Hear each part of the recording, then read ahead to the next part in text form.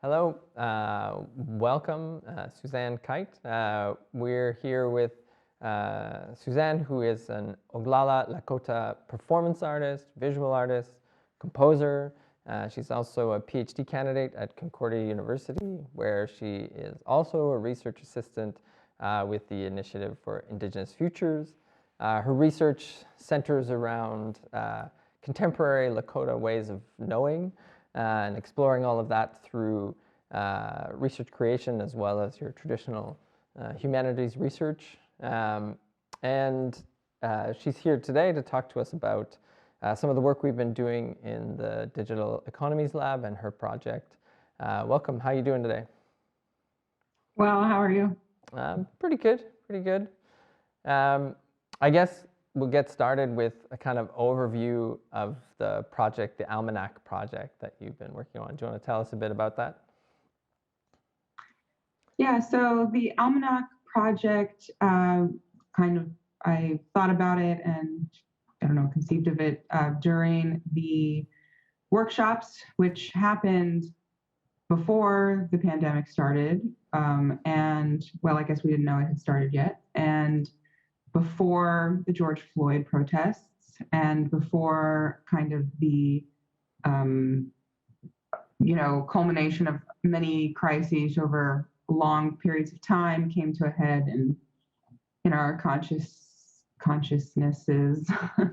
And the project ended up being, originally I was thinking I could make a very simple resource guide for resources I knew were out there, something printable, something updatable for artists to access resources like how do I get a grant?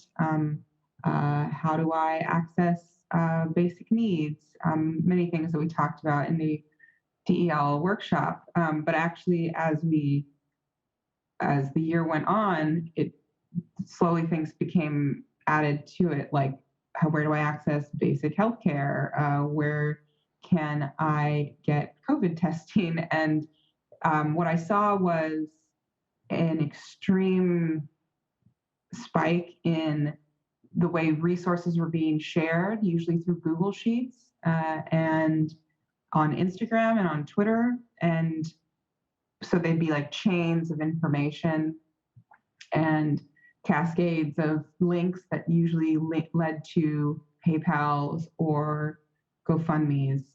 But there was still this problem of how the information was.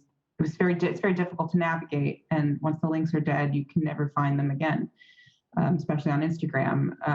And if there's censorship, they're gone. So what it morphed into was I realized I couldn't. It became absolutely overwhelming, not only with just the year, but with the concept of, because the needs had changed. People's needs were crisis needs, not artists. Artists seem to always be in crisis because of lack of funding and everything, but it was like real extreme. But you could see that artists were often the ones who had been prepared for moments like this and were responding with activism and organization. So what I decided to do was just reach out to some folks who wanted to get together.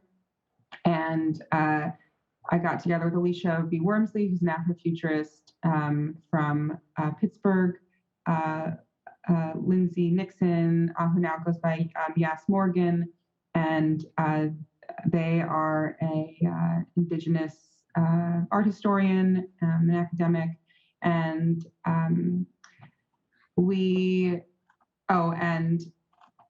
Lupe, who's from, and also TOO, which is a design organization. And we had a private week. We talked together about what we thought our needs were. We had a private workshop with a small group of people online. And then we had a really big public workshop where the public was invited to a round table. And yeah, I mean, there's so much. And like what we wanted to do was ask folks to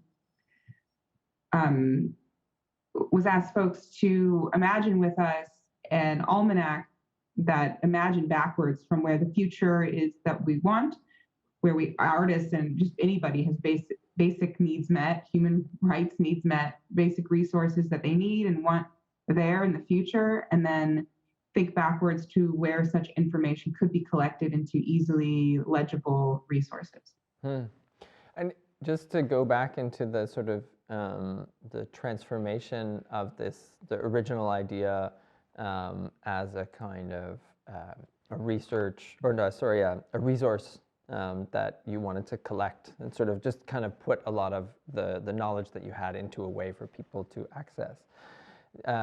For you, the transformation into the including others and the sort of workshop that you ended up doing in the fall, that you just felt it was mainly the kind of sort of the rising crisis moment.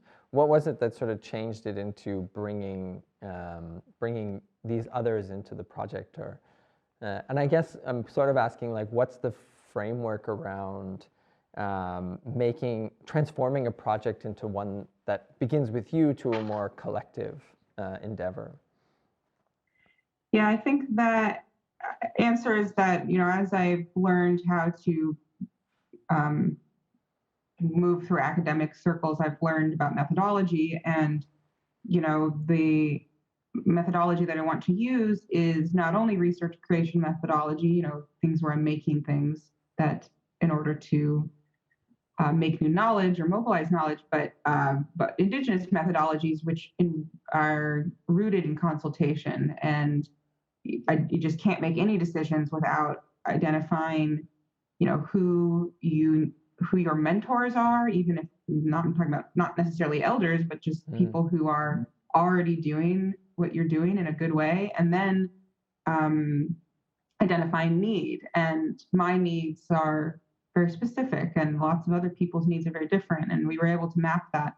But it's the including other people is the necessary step, I'd say. Mm-hmm. Can you elaborate a bit more too on that idea of like, even how do you know or decide where to turn for that inclusion and that consultation? What kind of process did you sort of go through for yourself because I think it's a really interesting part of the project and the moment where it becomes this kind of really quite a vibrant and incredible collective of people working on it, but that transformation between that is really something that really interesting to hear about. Yeah, I think what first happened was I was in conversation with Alisha B. Wormsley about another workshop we were doing called, it's basically Black and Indigenous dreaming, where we got together with the NAP bishop from the NAP ministry, Trisha Hersey, and we invited other Black and Indigenous futurists to take a nap together, basically over Zoom, and dream of the future together, co-dream sort of, and talk about dreaming practices. And after I had those conversations with her, it became really clear that I had to include,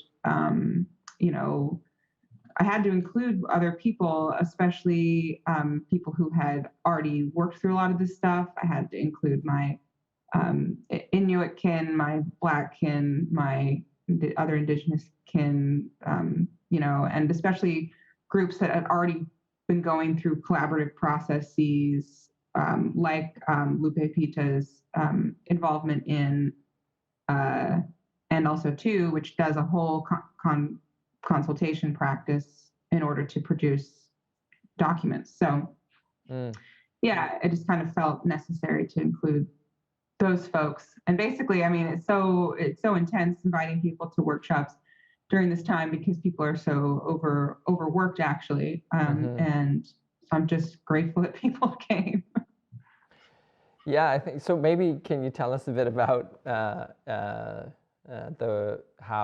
the workshop sort of unfolded and how it, and also I think how it transformed the project for you. So there was the transformation of bringing in different types of perspectives on how to make and what kind of a document, what a document means, and then you actually organize a workshop, which is another layer of inclusion and consultation. So how did the workshop go, and what did that look like? Yeah, the workshop began with, really setting our goals and deciding the structure. And it was really, thanks to the Concordia University has a feminist media studio, and they helped do some production for me, especially a research assistant, Anne Marie, who really helped me. I'm nobody without tech assistants and research assistants, and I need a lot of help. And so we were able to actually organize getting people money for lunch and per diem, like things like that, to make sure people had a lot of support. Show, that's really. But we asked people to be prepared to be comfortable, to do a grounding exercise. We asked people to share resources of their own projects or projects they thought were relevant, which we were able to build a small database for that. And we asked people to spend some time before we got online, writing down, visualizing their community needs in a future where those needs have been met. Mm-hmm. And then to prepare some introduction material, which is always so hard because we could introduce ourselves for hours. And yeah. If I could run a workshop in person, that's what we do when we get Indigenous folks together, is we really need hours to introduce ourselves, to contextualize ourselves. So basically that's what we did. We introduced ourselves, and Alisha helped me ground the situation, and everyone introduced ourselves, and then we did 2 breakout sessions. One was brainstorming possible Almanac versions, features, possibilities, needs. And then the second one was questions that we wanted to ask the broader audience when we opened it up to the public. And yeah, that was, it was so much preparation, and it went by in like a second, that first event. Yeah.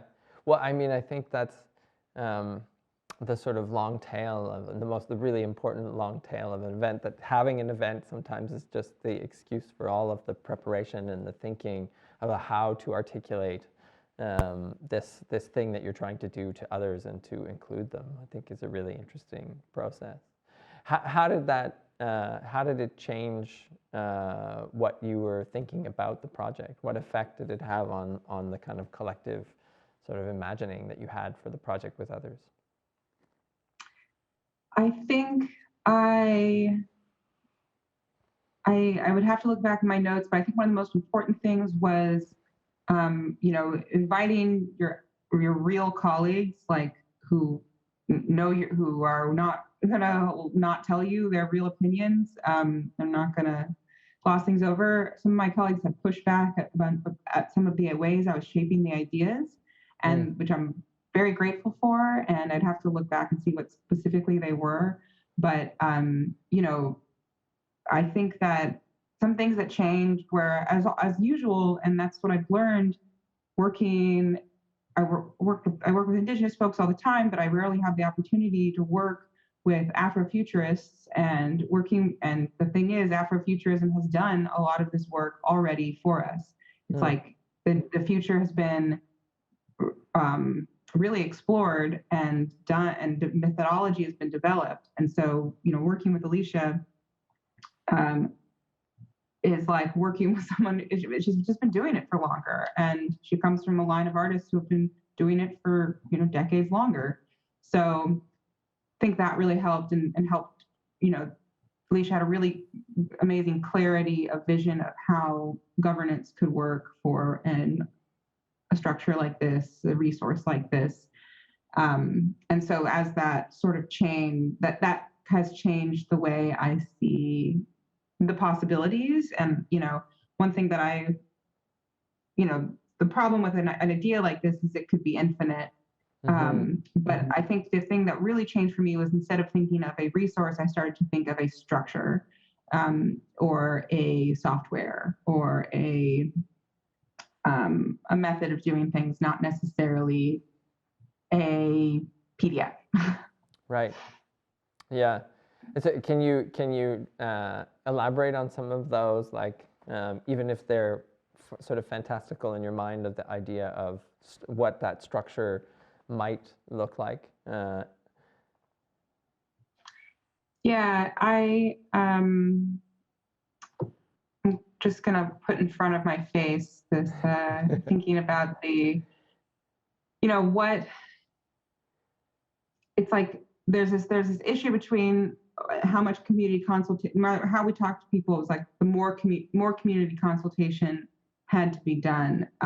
So one thing that people talked about was, accessibility, grant cycles, like ways to say, this is who I am, what resources are out there for me, which I think Asiniak was the one who pointed that out. This is who I am, this is what I want to take care of. This is what I want in 10 years. How can I get there? And, some of these things, like structurally, we ended up thinking about different bubbles of care, like things that we wanted to take care of. And of course, those bubbles of mental and physical health crossed, but we still saw them as kind of like little clusters of information. But the thing that we really wanted to explore, and hopefully I'll get to explore more, is about in design how you can include circular time, nonlinear time, cyclical seasons, because that's also how grant stuff works and how economies work, and there is a cyclical nature to it, and things don't repeat necessarily, but seasons happen. So the spiral, that things are going kind of around and repeating, but never quite covering the same space, the kind of endless spiral of time.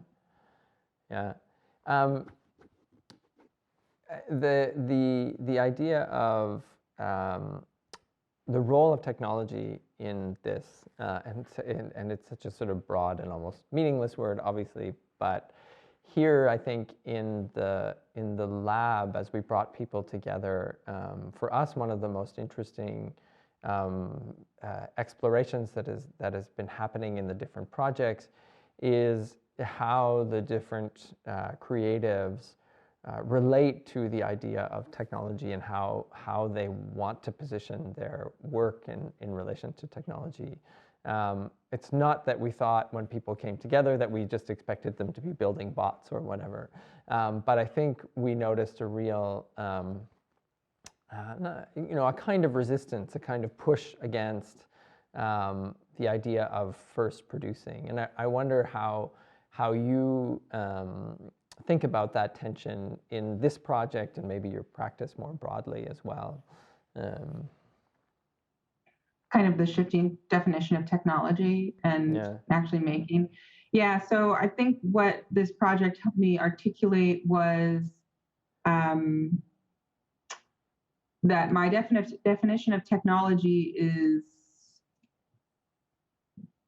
is the way we do things. So I won't say methodology, but it's some very specific technologies are, for example, like Lakota linguistics and what that does to time.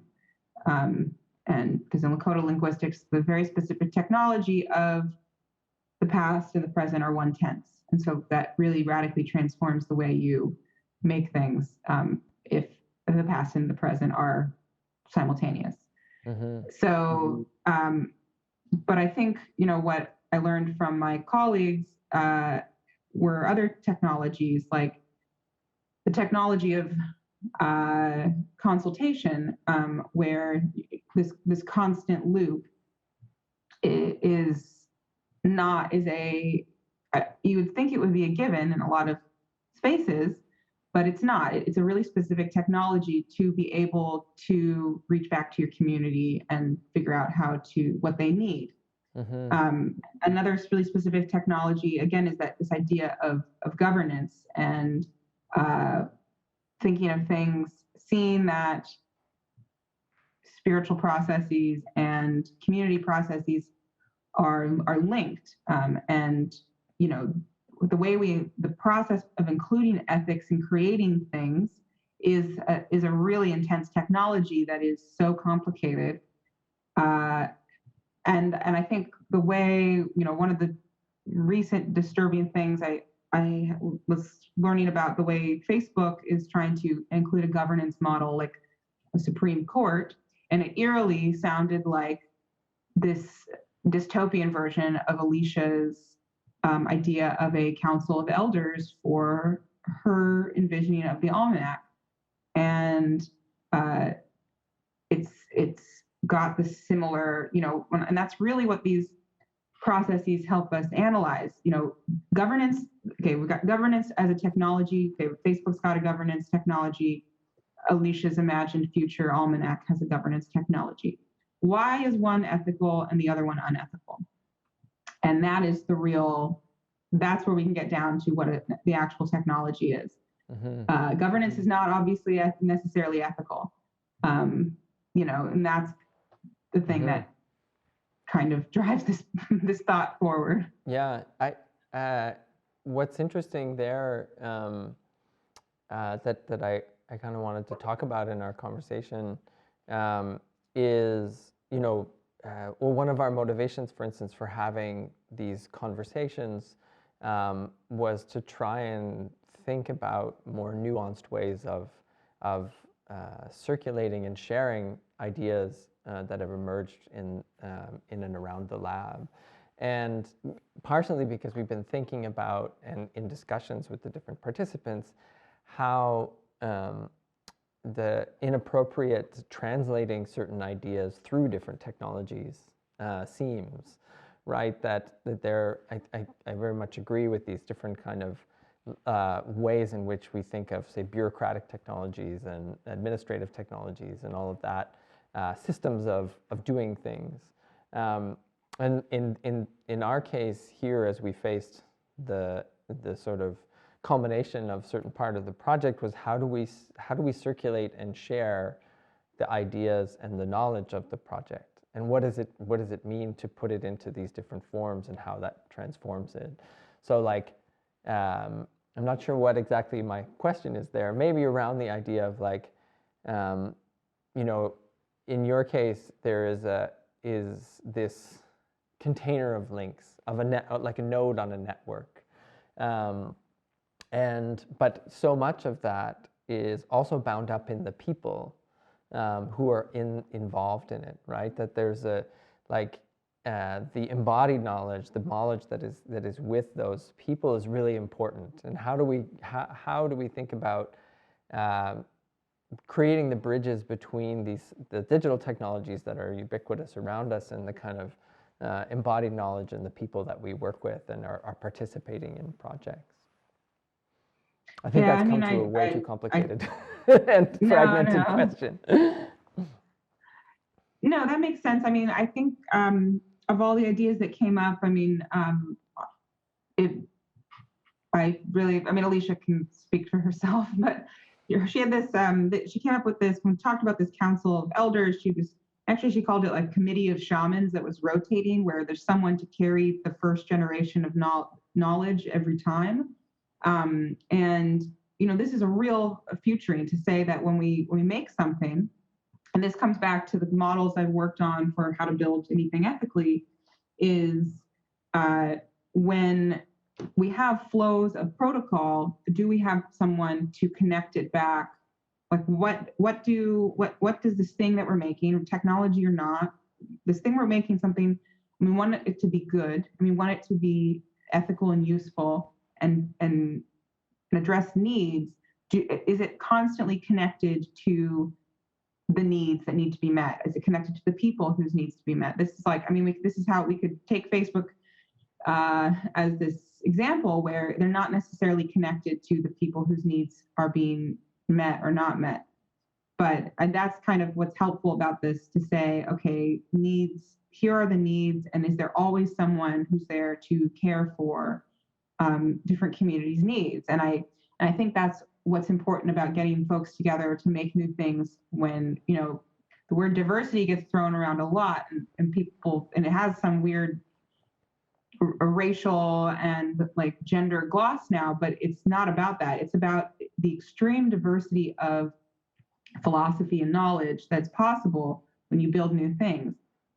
Like, who's this going to serve, and how will it serve their needs? And so I mean, the one thing that came out of this that was very obvious was that I feel constantly, especially when I teach now, I teach music of Native North America at CalArts, and the number, and I tried, it's so difficult to explain how extreme the diversity of languages and thoughts there are everywhere, or there were everywhere, because there's a lot of languages and cultures that have been lost, but they're still there. At even, I think California is a great example, because there's like an extra 500 languages or something, and who knows how many dialects. But that is a lot of different ways of thinking.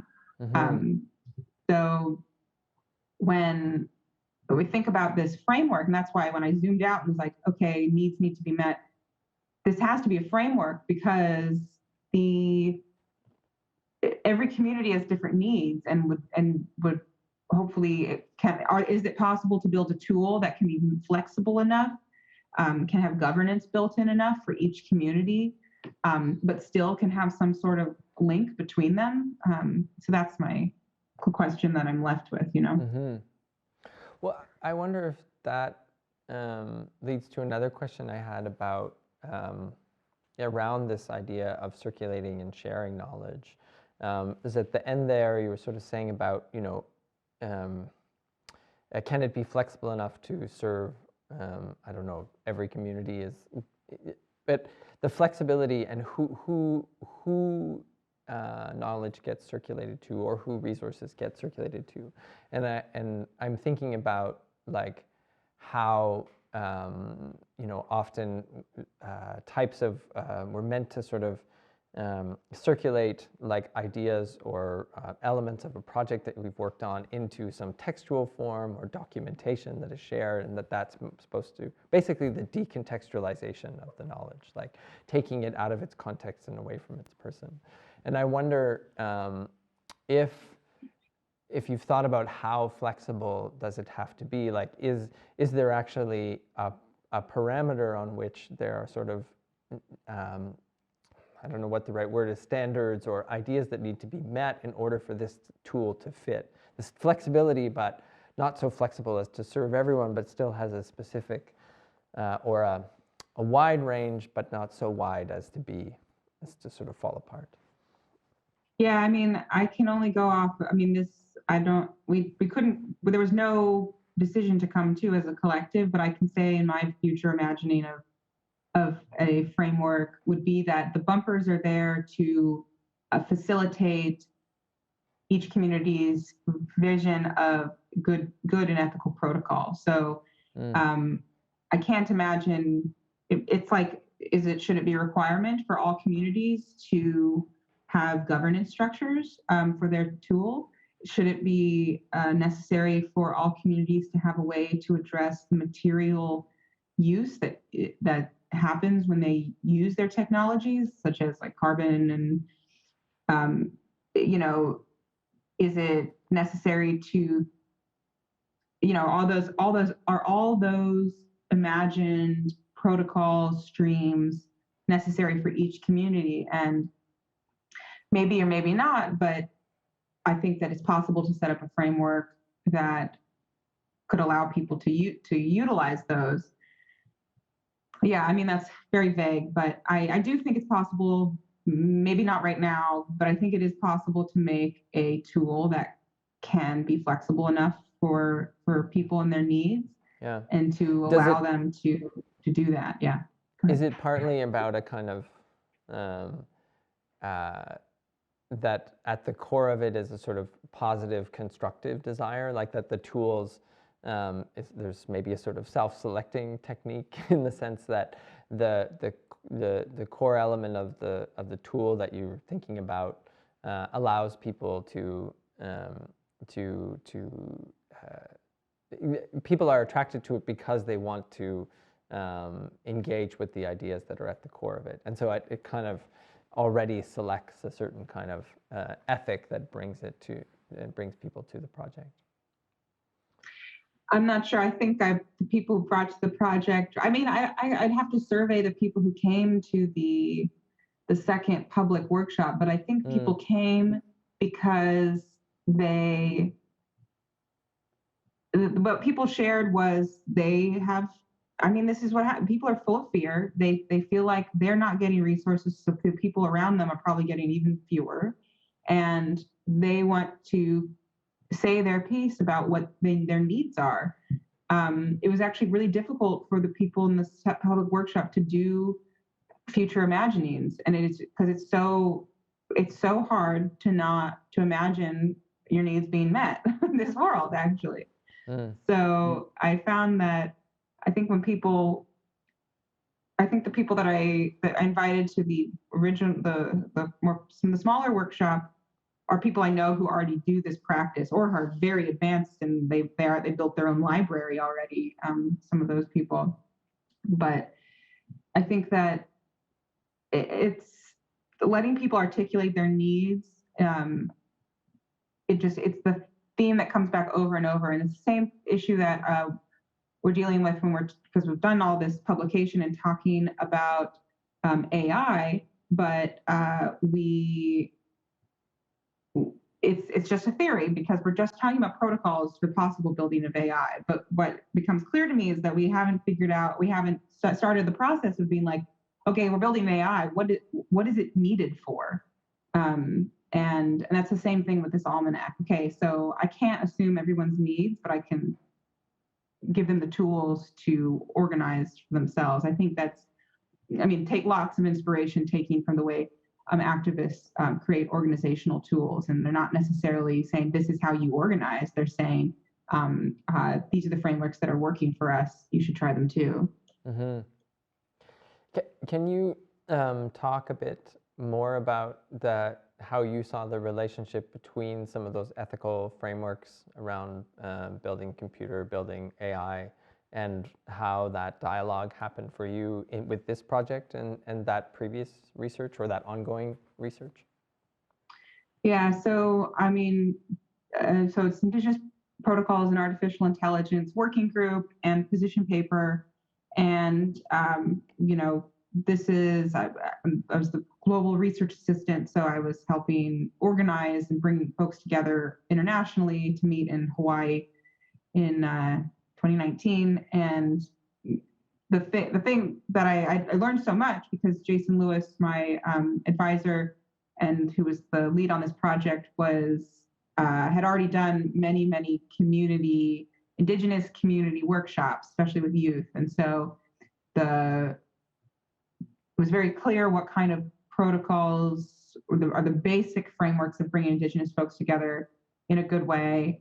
But we learned way more in Hawaii because Hawaiian folks have really clear, especially if you visit New Zealand, very clear protocols of how you meet, and they tell you very clearly. So it's really nice because we were able to have an office ceremony and introduce ourselves for a really long time, and not even begin to think until we're almost halfway through, because those steps were so necessary. And so I learned that those were how, if we were going to articulate some very intense idea of the future, we had to start. It takes a really long time. And so I learned a lot from that. And I've been trying in these workshops and the ones with Alisha, and just in class, just to really try to figure out, okay, we want to have these amazing new ideas about new technologies, the Almanac, an AI, just an artwork. Like what steps, and even in my own art practice, what are the preliminary steps that make new knowledge and good new knowledge? And what can I skip because I don't have time to introduce everybody in this way, or we skipped that and it didn't work this time. But I again, it's like I think that the methodology for creating something new is more important than, because we're using the tools that are made to, the methodology is just to sell us things. But I don't think we often get to use tools that are made to help us, as beings. Yeah. Well, you mentioned time, I think, and is that's that idea of slowness as well. Like I think it's come up a number of times in our conversation of like the space of introduction where how important that is in order to get to the thinking part. And you know, it must be very difficult to try to maintain this vision on slowness in obviously a society and a group of technologies that is like constantly built around speed and engagement. That this like, I mean, even the idea that you mentioned at the top of napping, like using the technology of engagement to connect, but actually to slow down. Yeah, I mean, what I'm want to learn more about is when we really look at, okay, so we want to have ethical new knowledge. We want to make new things that do good things, but the way we're doing it is in this specific way of doing things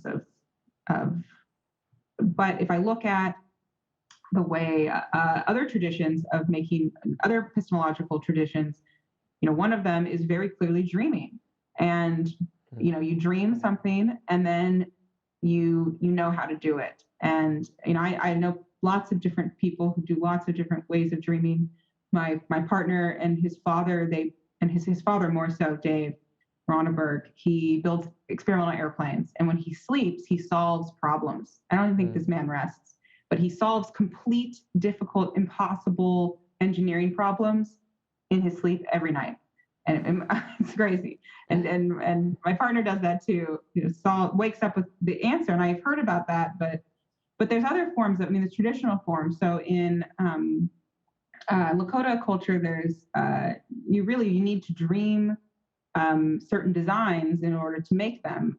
We have something called the double woman cult, where this woman, she's a powerful figure who delivers you things that must be made, and you absolutely are committed. You have a responsibility to your dreams to create them.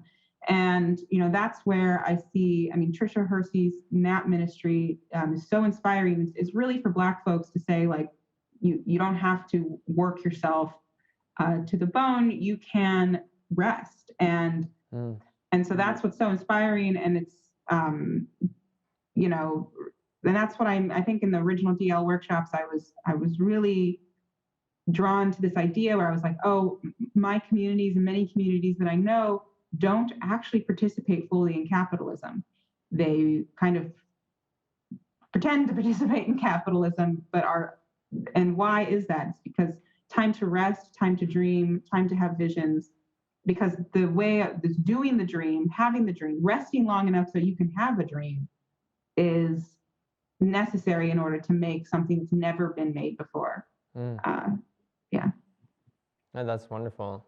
Yeah, I mean, it makes me think about, you know, as a young human, I was, you know, fairly activist-oriented, anarchist, animal rights activist, and there was a kind of againstness, right? A kind of like being inspired by thinkers, of revolutionary thinkers, but I think a lot about that in the current moment as we try to think of other ways of creating a kind of slower, more percolating revolution. Like, what if this transformation doesn't look like the transformations of modernity in the 20th century, but look like we foster different relations with each other and different ways of thinking about, you know, creation, development, technological development, organizations that isn't sort of the destructive impulses of the 20th century, but is something completely different. I don't know what that is, but I think I think a lot about it in terms of those kinds of ideas that you're mentioning about care, about rest, about how do we sort of cultivate that, and that it has much more power than it's often given credit for.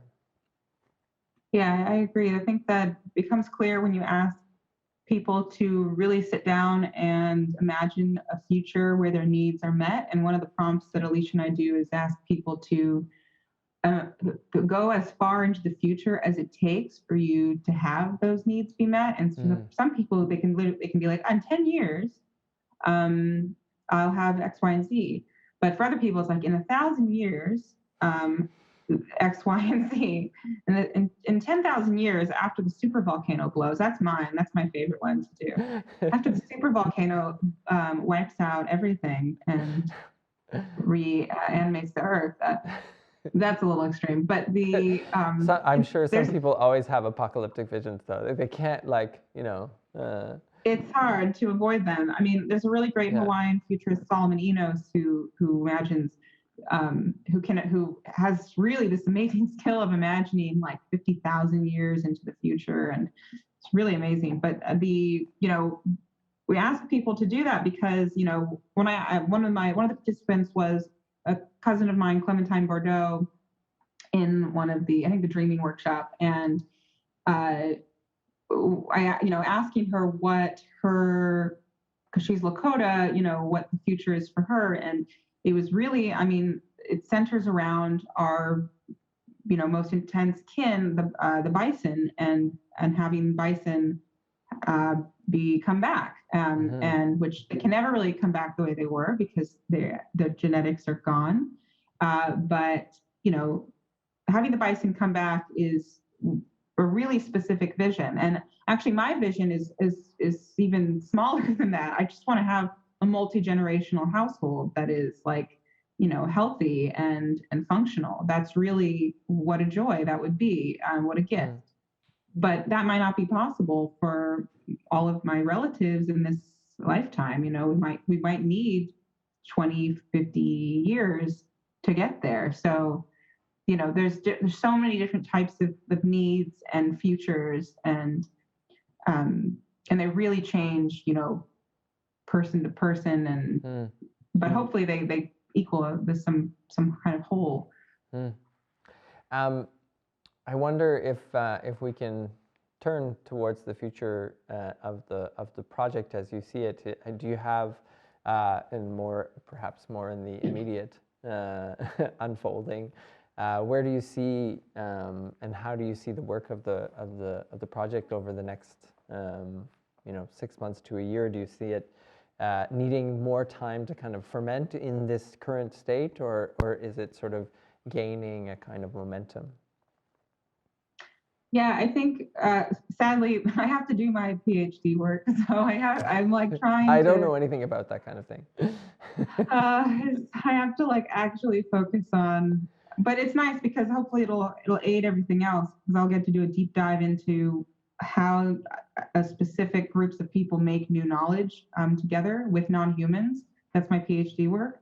Yeah. And so I have to do that for like 2 years, maybe, hopefully not longer, hopefully shorter, but no promises. But I would really like this project to, once I have the capacity to get some programmers, because I think that a framework software, one of my favorite pieces of software right now is called Chitane, and it just allows you to send numbers from one kind of video or audio software to the other. It just links things. It's just a linking situation. It's not as crazy as Max MSP, and it's not like coding in Python. It's just like, and I think I love that program because it's easy for me to use, and I don't have to do any coding. And that is kind of what I see as possible, where there's some sort of hub that you can build yourself that lets all of these information flows send to each other. And numbers, I know, are fraught. I'm worried about mediation and data all the time, but yeah. But I love that program. Yeah, I think, I mean, that's really interesting, and I think, I think I see some, this nugget of some of the interesting parts of the earliest conversations that we were having when you came to the workshop here, of like, I was thinking about, well, there's so much that exists already, and trying to understand, okay, well, how we don't need to reinvent a resource thing.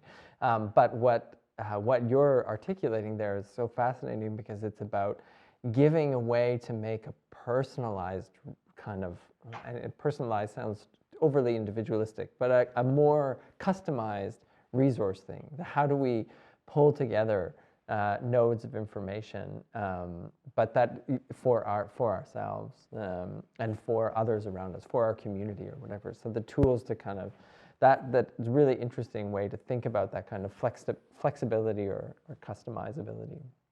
Whenever I mean, there's even a poorness of the language around it, because as we try to talk about it, I know for myself, trying to avoid the association with some of the sort of Silicon Valley, bro development culture that dominates so many tools, that even like a word like customizable, which just kind of opens up this question of it feeling like features on a thing that you buy. And we're trying to get, so even trying to get to the language to talk about it is sometimes challenging. This has been a really great conversation. I really want to thank you for your time, and it's really wonderful to hear about the arc of this project, and I'm glad that it's still sort of fermenting and keeping going. So thanks very much. I'm so excited to share. Like and I've just said a little bit, and we generated so much information. It's so overwhelming, and even looking at it, it's like hundreds of sticky notes and thousands of it's like so much information. So it's nice to try to say something about it today. So thank you for having me. Thanks very much. Bye-bye.